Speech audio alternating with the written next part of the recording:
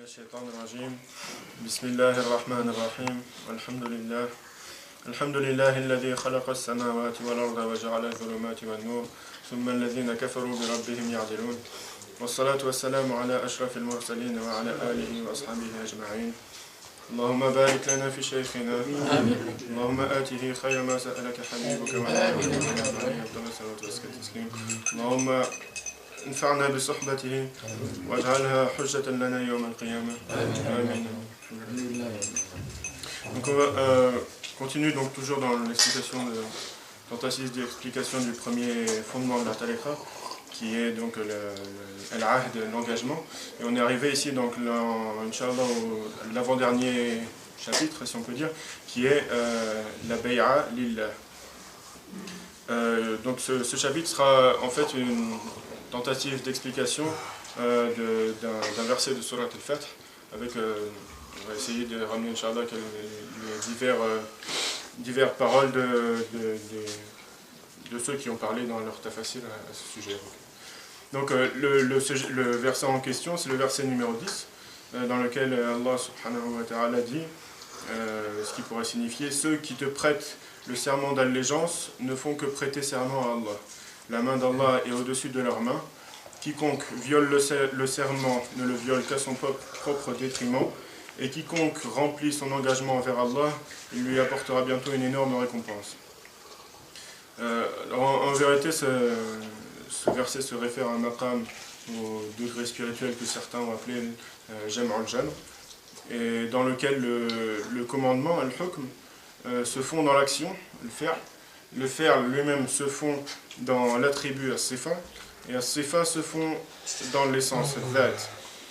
À ce sujet, l'imam al-Qushayri radiyallahu anhu a dit dans son tafsir qu'il s'agit d'une indication claire du maqam al-jama', c'est-à-dire le maqam que connaît donc dans notre tariqa, dont on a aperçu le mourid après avoir réalisé la khulwa.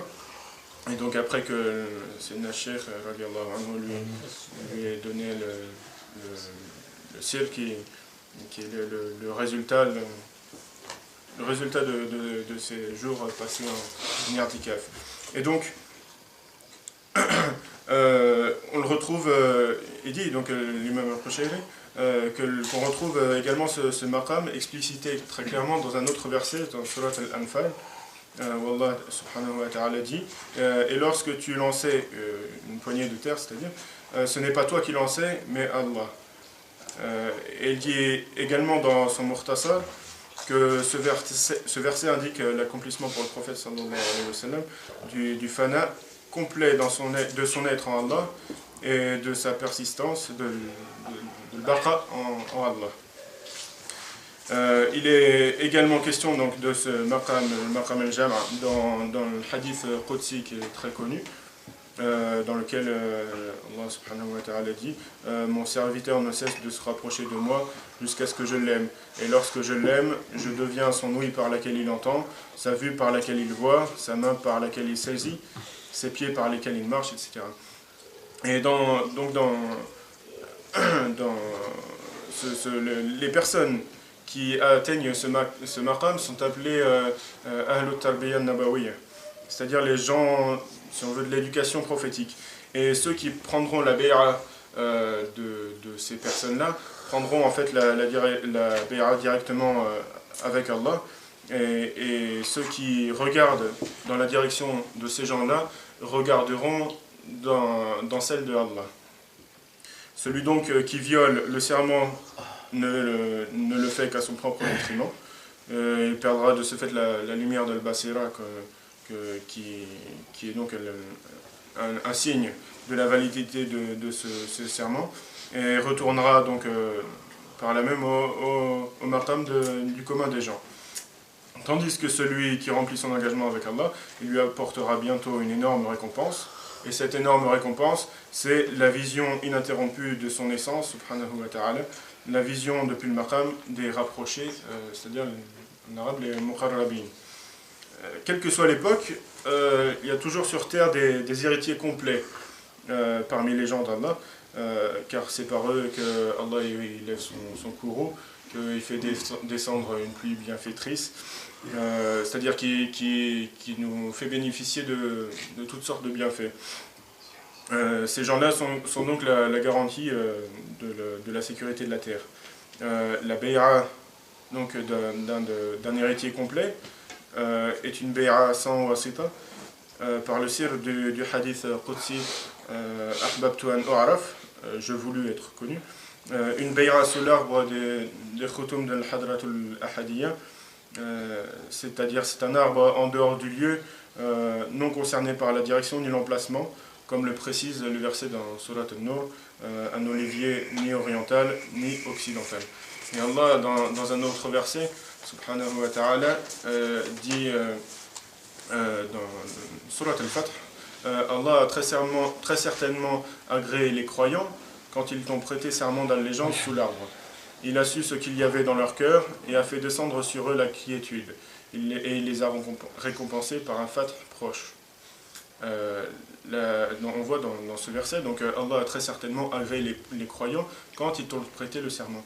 On voit que la bay'a ici précède l'agrément, al-rida, parce que les croyants sont agréés dans l'azal, c'est-à-dire avant d'être créés, de leur création de leur forme physique et spirituelle. Donc cet agrément n'évolue pas et n'est pas remplacé par quoi que ce soit d'autre. La bay'a, en ce sens, est donc le fruit de l'arbre de l'agrément cité dans le verset, dans Surat Ibrahim, dans le sens un bel arbre dont la racine est ferme et la ramure s'élançant dans le ciel, il donne à tout instant ses fruits par la grâce de son Seigneur. Allah propose des paroles à l'intention des gens afin qu'ils s'exhortent. L'aliment, le fruit de cet arbre, c'est la lumière qui accompagne le mourid sincère lors de sa bay'a. Donc pour nous dans Tariq al-Kalkaliya c'est assez connu maintenant, le mourid quand il prend la bay'a ici de Nashir, il voit directement cette lumière, donc le fruit de la bay'a. Il la voit avec l'œil de son cœur, puis avec les yeux de sa tête en mushahada, étant en état d'éveil et non pas endormi. L'imam Ibn Qayyim al-Jawzi dit dans son Kitab al-Ruh, lorsque le cœur est submergé par la lumière, alors elle déborde et accourt du cœur jusqu'aux yeux et est alors dévoilée à la vue des yeux à la mesure de cette lumière. Dans un hadith, le prophète sallallahu alayhi wa sallam dit, il était chez Hafsa radiallahu anha, et il a dit, si Allah veut, personne de ceux qui ont pris la bay'a sous l'arbre n'entrera en enfer. Et alors elle a dit, mais si, plutôt, ya Rasulallah, il y en a certains qui vont y passer. Et alors il l'a réprimandé, et elle a cité le verset dans Surat Maryam, et il n'y a personne parmi vous qui ne passera pas par l'enfer. Et le prophète sallallahu alayhi wa sallam répondit par le verset qui vient juste après, dans la même surat, ensuite, nous délivrerons ceux qui étaient pieux et nous y laisserons les injustes agenouillés. Sidi al-Baqali, radiallahu anhu, dit dans son tafsir de Ayat al-Bay'a, c'est-à-dire qu'on a cité précédemment, Allah a très certainement agréé les croyants quand ils t'ont prêté serment d'allégeance sous l'arbre. Il dit donc au sujet de tafsir de l'explication de ce verset que Allah les a agréés avant même qu'ils ne soient créés. Et que son agrément reste inchangé et inchangeable pour l'éternité, car il s'agit de l'une de ses sifat, azaliya, baqiya, abadiya, c'est-à-dire un attribut prééternel, immuable et impérissable, non sujet au changement, quels que soient les événements, que le serviteur soit obéissant ou commettant des péchés. Du fait que Allah les ait choisis d'entre ses serviteurs, il demeure éternellement au degré spirituel qui leur a été octroyé, et il n'en diminue pas, car Ahlul Rida, les gens de l'agrément, jouissent de sa protection et ne sont pas exposés aux méfaits de Ahlul Bu'd, les gens de l'éloignement. Ils furent dotés de son agrément et l'ont agréé de même qu'il les a agréés. Allah dit dans ce sens dans dans Surat Al-Bayyina, radiyallahu anhum wa radu an. Allah les agrée et il l'agrée. Et ceci après qu'il ait placé donc, en leur cœur de ces lumières, comme le confirme le verset فَأَنْزَلَ السَّكِينَةَ عَلَيْهِمْ. Il a fait descendre sur eux la quiétude.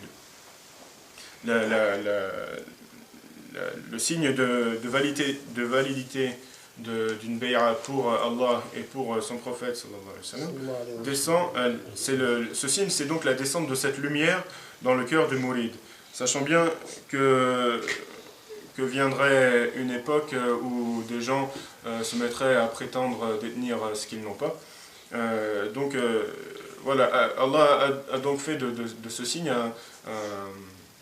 si on veut une authentification, un signe de l'authenticité de notre bay'a lillah wa li rasulihi sallallahu alayhi wa sallam. Bloquant ainsi, parce que voilà, des gens qui pas très bien intentionnés qui pourraient bloquer la route des aspirants vers Allah. Et donc, Nur al-Sakina, cette lumière qui descend dans le cœur de ceux qui ont pris cette bay'a, est la preuve du rattachement direct au prophète sallallahu alayhi wa sallam par un sanad, une chaîne de transmission authentique. Sidi Ahmad ibn Ajiba, radiyallahu anhu, dit dans le tafsir de ce verset, qu'on va essayer de faire rapidement, donc il parle des shuyukh de Tarbiya et il dit que ce sont les successeurs du prophète sallallahu alayhi wa sallam, que celui qui prendra donc bay'a avec eux prendra directement le bay'a avec le prophète sallallahu alayhi wa sallam. Le verset dit donc Allah a très certainement agréé les croyants, laqad radiyallahu anil mu'minin, c'est-à-dire les croyants recherchant sa face quand ils t'ont prêté le serment d'allégeance, idh yubayyi'unaka, ô toi arif billah, sous l'arbre, tahta ash-shajara, c'est-à-dire sous l'ombre de l'arbre de ta volonté et de ton désir de lui. Il a su ce qu'il y avait dans les cœurs, dans leur cœur, fa'alima ma fi qulubihim, en termes, c'est-à-dire ce qu'il y avait dans leur cœur en termes de sincérité, et il a fait descendre sur eux la quiétude, fa'anzala sakinata alayhim, c'est-à-dire jusqu'à ce qu'ils ne ressentent plus les difficultés de la tarbiya, c'est-à-dire en qiyam al-layl, le zikr, le jeûne, les prières, etc. Et les a récompensés par un fath proche. C'est-à-dire ce fath proche, c'est l'arrivée dans Hadrat al-Ayyan, et qui se caractérise pour le mouride par la vision des lumières, ainsi qu'un abondant butin, cet important butin, ce sont des ouvertures spirituelles, futuhat, ou des dévoilements, mukashafat, ou des secrets, asrar, et des élévations en degrés dans des quantités illimitées. Un important butin qu'ils ramasseront. Dans le verset juste après, Allah vous a promis un abondant butin que vous prendrez. C'est-à-dire que vous prendrez après le fatr, en termes de degré spirituel et d'élévation dans les ascensions du dévoilement.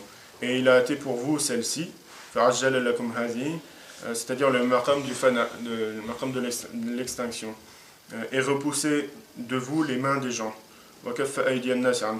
c'est-à-dire les obstacles que représentent les passions, pour que vous vous en remettiez uniquement à votre Seigneur, afin que tout cela soit un signe pour les croyants,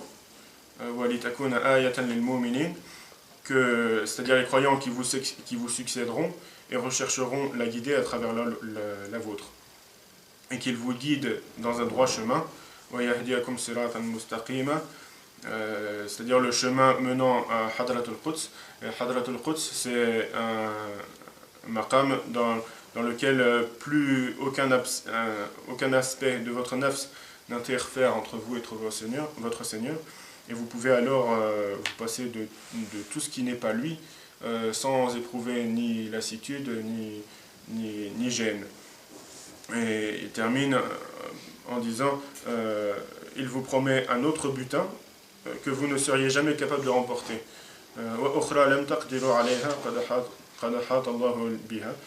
dans ce monde, c'est-à-dire qu'on ne pourrait jamais remporter dans ce monde, et qu'il nous réserve pour le jour du jugement, Inch'Allah. On espère donc être parmi ces gens-là, que Allah nous guide pour qu'on fasse un jour parmi de ces gens-là. اللهم علمنا ما ينفعنا وانفعنا بما علمتنا اللهم بارك لنا في شيخنا اللهم زد له في كل خير أعطيته إياه وتوفنا وهو راض عنا